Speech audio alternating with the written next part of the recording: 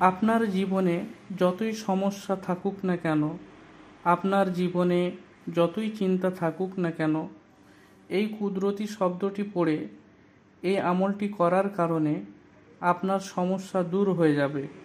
আপনি গায়েবীভাবে ধনসম্পদ পেয়ে যাবেন। এবার আমি আপনাদেরকে জানাবো কিভাবে এই আমলটি করতে হবে। তার আগে বলে রাখি, আমলটি নাপাকি অবস্থায় করা যাবে না। অবশ্যই পবিত্র হয়ে এই আমলটি করতে হবে। আর এই আমলটি আপনি যে কোনো দিনে রাতে বিছানায় শুয়ে পড়তে পারবেন।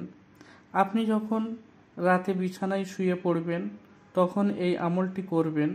আমল শুরুর আগে যে কোনো দরুদ শরীফ 11 বার পাঠ করবেন, যে দরুদ শরীফ আপনার মুখস্থ আছে।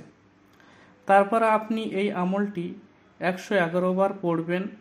ইয়া মুগনিউ, ইয়া মুগনিউ, ইয়া মুগনিউ, ইয়া মুগনিউ, যার অর্থ হলো হে সম্পদদাতা।